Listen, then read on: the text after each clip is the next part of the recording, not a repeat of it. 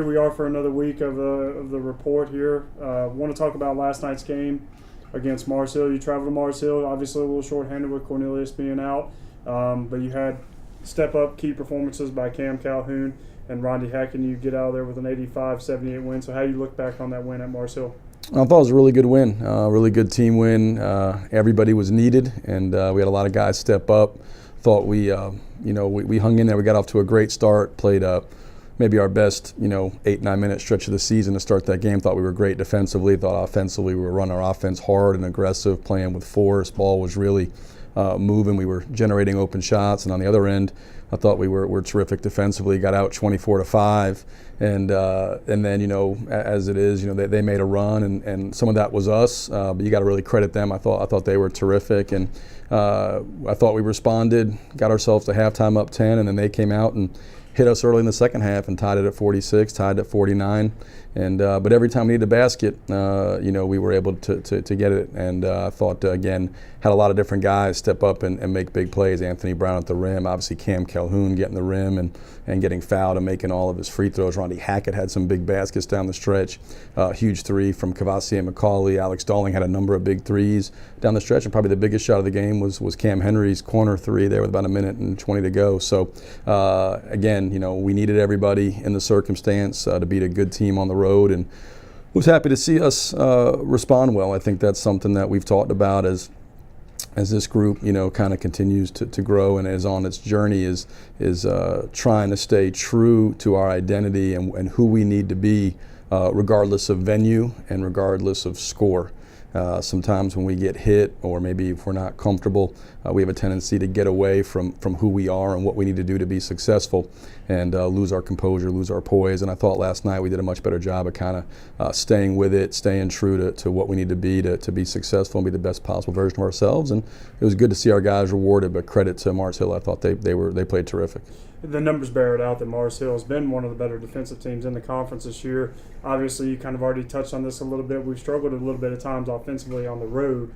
So how good was it to see the team perform well and efficiently offensively last night? Yeah, I mean, it was Mars Hill is a good defensive team. They do a nice job, and Vic's done a really good job. They mix defense a little bit. They play mostly man, but mix some zone. But I thought we attacked them well. I thought we talked before the game, run our offense hard, really try to share the ball, move the ball via the pass. You got to break the paint. They do a nice job of helping one another. So you got to break the paint, and then you got to move it on and make the right play for your teammates. And I thought we did a good job of that. Again, generating wide open looks. We executed some stuff down the stretch. Got Alex a couple looks. Got Cavassier a look, and some things that we hadn't done. And then late game, Rondy got that dunk late off a play we had, and we just drew up there as on the sideline. So it was good to see our guys lock in, focus, and do that, and share the ball. The assist numbers, aren't great, but I don't know how accurate they were. I felt like we had a lot more than 12 assists, but I did think guys were playing for each other, and it was nice to see guys step up and shoot the ball well too. As you said, that's been an issue sometimes on the road. There's the quantitative piece, right? I mean, in terms of what the numbers are, and what we look at is both, obviously quantitative, but qualitative. What kind of shots are you getting?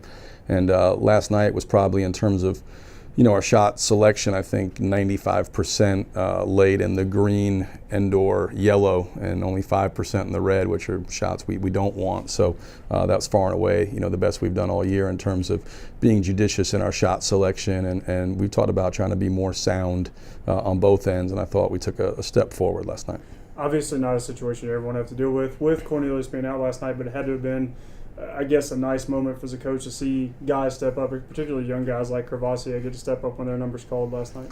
Yeah, I mean, no one wants to play without your best player, but everybody deals with injuries, or most everybody does, and you have to. That's why you have depth in a team, and it does present opportunities for other guys, and it was really good. I was thrilled to see. Obviously Cam Calhoun goes and gets a career high 22 and 10. Rondy Hackett gets more opportunity, gets 15 career high for him. Cavassier gets 14, and it just opens up playing time for other guys. And the biggest thing is, I think, with these guys and the young guys in particular, is that they believe, we believe in them, but I think they believe in themselves, and that gives us a chance. And so again, there's a learning curve. We're playing without our best player, for who knows how long. But while he's out, we got to go in, and our margin wasn't that significant. Our margin for error wasn't that big to begin with, if there was any, and now it's nil. So it's just on us to try to do all the right things, be together, be collective. It's the same emphasis. You just have different guys that are getting a chance to step up and take on more prominent roles. And we're going to have those kind of performances from Cam, from Rondi, from Cavassier, from Cam Henry, Alex, and you go down the list, Julius, Rick, just go on down. We got to have a lot of guys step up and play well. Scoot's not a guy that you can replace with just plug somebody in. It's a collective thing. Everybody's got to do a little more. All right, now you get ready to come back home. Another challenge. We talked about this before we started recording. It's not really a night off in the SAC anywhere this year, but particularly with this one that you got coming in there on Saturday. Lenoir-Rhyne team, 6-2 in SAC play, 5 wins in a row. Talk about the challenge that Lenoir-Rhyne will present on Saturday here. Tremendous. Really, really good team. Everett's got an outstanding team. They've got 2 of the best guards in the league, and Giallo and Thomas, who are seniors. I think one's averaging 16.3, the other one's 16.2. RJ Gunn's a mismatch nightmare at the 4. He can step out and shoot threes. He's shooting, I think, over 40% from the three-point line, but he also can play in the post. Awana's just a brute inside. He's huge, physical, really athletic. He's dominant on the offensive glass. Another guy who's a senior, and then they've got really good depth. They're playing 11 guys. They come off the bench, with a lot of guys who come in and contribute and are able to help them in different ways. So we're going to have to play really, really well. We've talked about trying to play it possession by possession, try to stay true again to who we are, regardless of opponent, venue, circumstance of the game, and that's going to be the key. You got to come in, you got to really be stingy defensively, and then you got to try to execute at the highest level possible offensively. But easier said than done. They have great playmaking. Thomas and Giallo live in the paint. They're unbelievable at getting paint touches. They can stretch you when they play small. They'll play gun at the 5, and they can shoot at all 5 positions. And so they got a lot of guys that can beat you one-on-one, and then they do a great job when they get paint touches, when you help of making the right play, and then you're closing out to shooters, and they shoot the ball at a high clip. So there's a reason they're 13-3. They're an excellent team. It's going to require everything we have and more, and we're going to have to do be really good on both ends of the floor to have a chance on Saturday. As I usually ask as we get into these reports, at this time, this is my normal check, just your gauge of the team. How do you feel like the team's progressed from when we first started talking about this in the preseason to now? We've grown a lot. It's certainly, I think sometimes, it's interesting, the bar here has been set so high, the standard's been so high with teams. So, 11-4 here is, sky is falling territory. But when you look at it, we've lost to 3 teams that are in the national poll. We lost 4 games all on the road. 3 to teams that are currently nationally ranked, 2 in the top 10, and then a 4th team who was nationally ranked in Christian Brothers. So, it's not like we've lost to cupcakes away.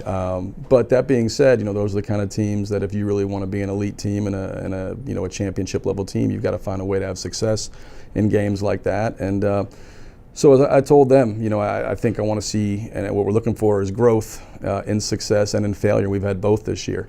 I do think the guys are trying. The growth has not been linear. It's been somewhat in fits and starts. We're still inconsistent.